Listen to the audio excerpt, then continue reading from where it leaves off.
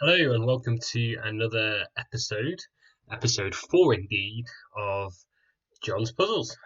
Today we're looking at a brilliant type of puzzle. We had a little vote on John's Puzzle Club on Facebook, and narrowly Maysu won. So congratulations to Maysu over Slitherlink, though we may cover Slitherlink at a different time.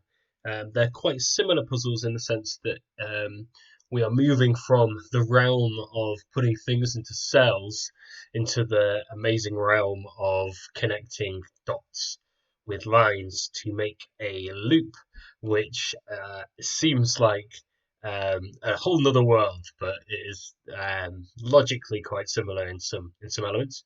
Mesus don't have any numbers, so I suppose they are, I guess, similar to a star battle in the sense that they are without numbers, and so in some ways you could say that they're elegant because you don't have to kind of do any maths or any kind of adding or minusing to make it work out. Um, and the rules are pretty simple. So let me talk you through.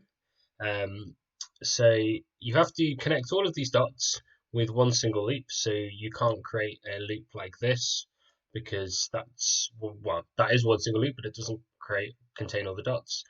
You can't do this, which will be called branching, um, because that's just not allowed. It has to be one single loop, and you can't like have a crossing one. So you can't have this and then have another one come and cross it.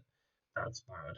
So that's one of the rules. And the other rules are around these circles. So we're having to connect them all, but there are some rules about them. So the circles um, are different. One is black and one is white. Well done for observing that, if you noticed that.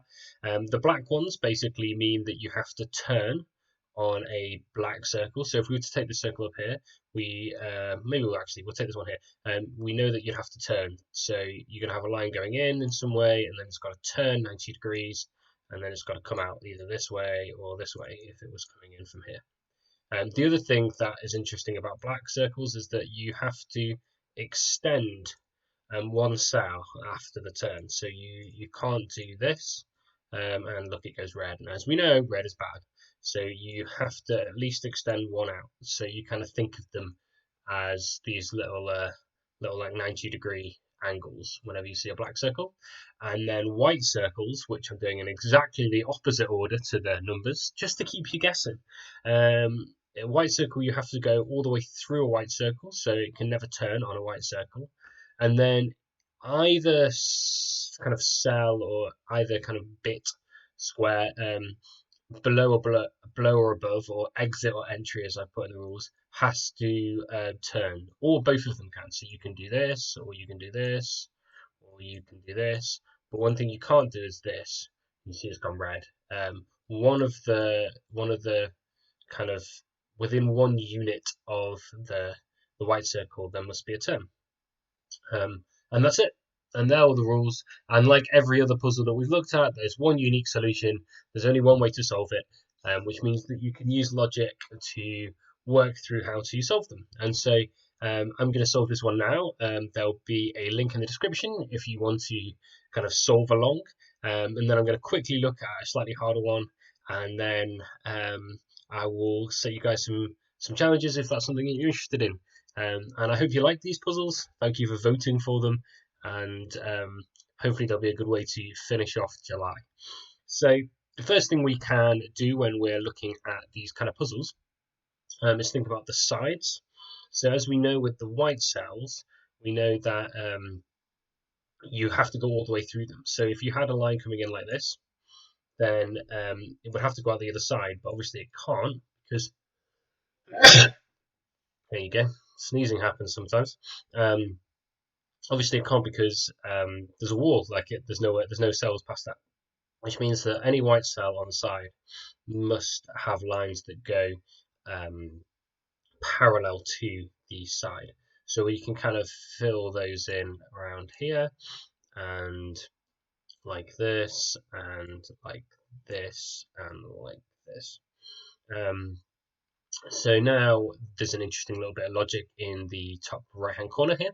So whenever you have two white circles that have a line going through them, if I was to add a line down here, you'd see that it breaks this bottom circle because it hasn't been able to turn in the cell above it, and therefore it must turn in the cell below it, because it hasn't been able to turn in the cell above it because of the fact that it has a white circle in it, which stops it from turning. So whenever you get two white circles like that, you know that they're going to have turns on both above and below. I can't really show you the above, but it's the same. I could do it down here actually. So similarly, even if we ignore that black, you can't extend down one more, or you can't extend up one more, because it will break the rules of the white circles. And so we know that it's going to turn, and because it's on the edge, we actually know that it's going to turn in. Now, if we look at the black circles on the edge, we know that it's impossible for a line to go down, which means that we must have either this black circle here must either come across like this, or it must go across like this. But regardless which way it goes, left or right, you know that it's going to extend up. So any black on the kind of side or bottom must have a line coming in perpendicular. So kind of opposite to white's actually. Interesting. Similarly here with this black one. So that's a good way to get started, and we know that they must extend by 2. So if we look again at this white in the top left hand corner now, we've kind of created an artificial end, because we know that it can't go up like this, because then it would have to continue to extend up, which means that we know that their line through the white must be perpendicular to the existing line, which means that we can connect those two, because there's no way that this end can go, and we have to create one loop. So it's always worth bearing that in mind. We're always creating one loop, so any loose ends have to go somewhere. And so we can do some kind of tidying up here. So this bottom, this loose end has to go somewhere, so it must come across. And I think that's probably as much tidying up as we can do. So now if we were to look at this black one, so there's black rules apply not just on the edge, but also one in from the edge, because they kind of extend 2 cells. So we know that this black one can't go up or right, so it must go left and down, which leaves this kind of straggler line at the top, which must come at least to here for it to be able to join in with the rest of the loop.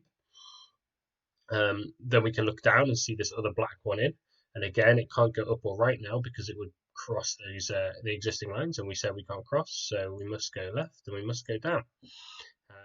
Now this straggler, you might think, oh, these got to connect, but they don't necessarily. This one could come down and go across and everything else. So maybe we'll look at this kind of big clump in the middle. Sometimes it's useful to look at big clumps. So let's say we had a line that comes in here. Because this is a white dot, white circle, we know it's got to keep going. And then because this is a white circle, we know it's got to keep going. Because this is a white circle, we know it's got to keep going. But look, just by following the rules, this is now turned red because it hasn't been able to turn either side. So whenever there's 3 white circles in a row, you know that it's going to have to be a parallel line coming. It's going to have to be a line that, yeah, I guess they're going to have to be parallel lines coming down, because this one, as we can see, must have to come down. And equally, you can't have one coming in from this side, because otherwise there's going to be problems, as we've seen. So therefore, this one has to come down, and then you can't have a line going across, because otherwise we'd branch. So therefore, this one has to come down. So 3 white circles in a row, you end up with 3 parallel lines. It can never go all the way through. Great. Now we have our little two white circles thing, so we know that it's got a branch. It's got to turn both at the top and the bottom, and it can't turn right, so it's going to turn left. Now we don't know if it's going to turn right or left at the bottom yet, so we can hold down and wait. But what we do know is that this little straggler here has got to get out somehow, and you can only come out down here and down here. And we know that this one at the bottom, underneath this white circle here, has got to, if it was to come down, for example, it would break both the rule for the white one and also leave an open-ended line. So we know that this has got to come across. And this is pretty much the logic that you use to solve these, and then you can carry on and the puzzle will solve. So I'm going to try and do that with a bit more speed and see how we go. So this white one here, you can't go up because otherwise there's a problem. So we're going to have to go all the way across, and we've got a little 2 straggly ends, so that's going to have to come here. That's a straggly end, so that's going to have to go there. Okay, if we look at these two white ones down here, again, if it comes across, we're going to create a branch. So that's going to have to be a line, and that's going to have to be a line. And this one has to get out somehow, so it's going to have to come across like that. Great. This means that this black one can't come across, otherwise it creates a branch, so it's going to have to go left. And here we see another good little rule. So if you look at the top here, it could come across like this, but if it obviously went across one more like that, it would create a one loop, but it's we're looking for one loop for all of the circles. So creating a little micro loop is something to avoid. And you similarly here, we know that you can't go across it. So I might put a little cross in here to just remind myself that I can't go across there. And that means that, what does that mean? Well, I could still do this, couldn't I? Or I could do that. Ah, you see? So I can't go up here because otherwise I break that white circle. The rules about that. So that means that must come across. Therefore, this must come across. Therefore, this one can't go up, otherwise it creates an ellipse. It must come across. The white circle here makes it go at least one more forwards. We know that this white circle can't go across like that, otherwise it creates a branch. So therefore, it can only go up. One quite nice thing about these puzzles is that there's only two options for each of the circles. That either it's going to come in from above, for the white circles, for example, it's either it's going to come in from above and then go out the bottom, or it's going to come in from the left and go out the right. So sometimes you can just go, okay, does this work? And then if it doesn't, then you know it's the other one. Less obvious with the black circles, there's a few more options there, but same with the whites, you can just have a go. So anyway, this black circle we know can't go in any other direction except for the left now, and we know that the white one pushed out there. So again, we can look at this little white one below it and go, it can't go up, so it's going to come across. And now this end has nowhere to go. Look, you can come down, but it can't go anywhere else without branching unless it connects to this end here. So we're going to connect it up like that. Now, this end isn't going to do this, because otherwise we've created another loop, so the only place it can connect with is that bit. And we are flying. So these two ends must connect, because there's no way that that one can get out. I hope I haven't made any mistakes so far. I don't think I have. So if we look at this little white circle on the left, we know that it's got to turn because it hasn't turned before when it enters the circle, so it has to turn afterwards. It's tempting to say that it goes across to that black one, but we don't know for certain. Well, we know that the black isn't going to go down, so it's if it can't go down, then it has to go up. Just a little rule. We learned that from the edge, because it's a 90-degree angle, so if it can't go down, then it has to go left or right, but then it's always going to go up. And at this point, maybe it doesn't go left. We'll have to see. Okay, what else have we got? So we've got this edge here. So let's say the black one went across right. Then okay, that could do that. Okay, that one's fine. So with these puzzles, sometimes there's room for a bit of speculation, a bit of kind of contemplative guesswork, because it's not too difficult to go back on yourself when you've done that. Okay, well, let's look at the top. That might be easy. Okay, so this one can't come down, it creates a little loop, so it's got to come across at least one more. This feels bad in so many ways, so obviously that's not going to happen. So it's not going to come down through that white one, so it's going to have to go across, which means that this one at the top's got to have to carry on. Okay, that's good to know. And we're pretty much done. So what else do we know? Okay, this has got to turn now after that white one. So it's either going to turn here and go down, or it's going to turn here and create a loop. And we don't want it to create a little mini loop, so it's going to have to go down, which means that this one is going to have to come in, and we know that this one must have to come in. So at this point, we should be able to just make finish this off by making a loop. Okay. So the final bit of logic, which is helpful here, is to think about how many ends that you have. So if you've got an odd number of ends, you're not going to be able to connect them all.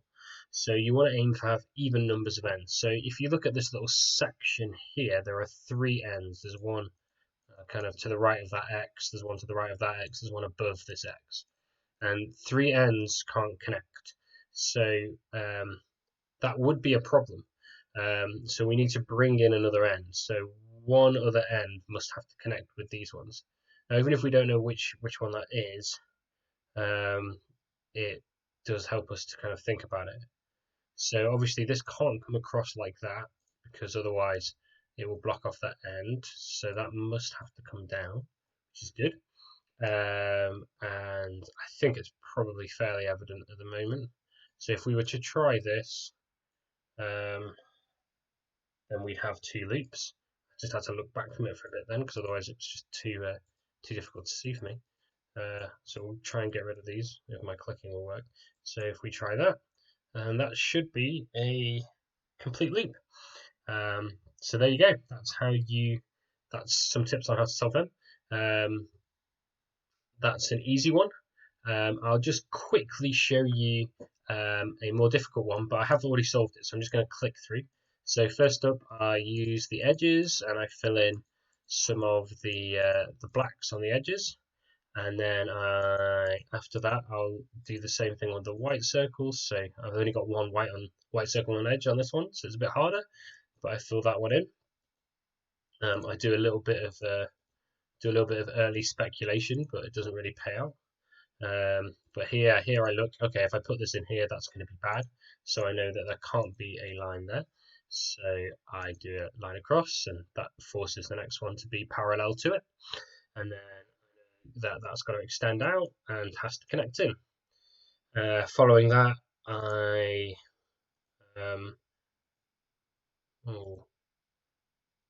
do I come to that conclusion? I know that it has to go right because of some logic, which I'll leave to the watcher to figure out as an exercise for you guys. And then I'm sure there was some logic there, and probably the fact that this white one can't come all the way through or something like that. So therefore, these ones no longer be filled in. And then I continue to extend out of that black, and then I connect here because I have to connect those two ends because there's no other way that end at the bottom can connect in. And I do a similar thing there where, look, if I was to do that, this bottom left corner breaks, so instead I do this, and then I do that. I follow the rules by the white circle to turn that one. That one has to turn because it's the only way that it can go. And I realize at this point that that's the only orientation that the black corner can be in based on the black circle. So I fill that one in. Similarly, that black circle is then fixed, which gives me some odd ends that I've got to fill in. I then do a bit of speculation here and realize that if I filled in that one, I create a little loop, and I don't want to do that. So by speculation, I probably just did it and then went, oh crud, and then changed it back. That forces that to be a left turn, that forces that to be an upward turn. I then join in some of the odd ends, and then I realize that this white one can't go up, so it has to go across, and similarly that white one has to go across and up. I fill in some odd ends and finish there. So there you go. There's a medium one solved. Hope you enjoy these puzzles. I will put both of those in the comments if you wanted to have a go at them now that you've seen how to do them, and you can kind of follow along with the logic. I will also set a puzzle club challenge for people who've been interested in doing them, and I'll probably tentatively suggest a larger one for people who enjoy the difficulty of hard challenges. Thanks for watching. Please feel free to share this with anyone who you think would be interested, and comment with what you thought. I love reading the comments. I love getting messages from people about what they like about them and how, like, if they enjoyed them or if they didn't. So yeah, please be in touch. I really enjoy that. And yeah, you can subscribe, I imagine, if that's something that would help you. Great. Happy puzzling.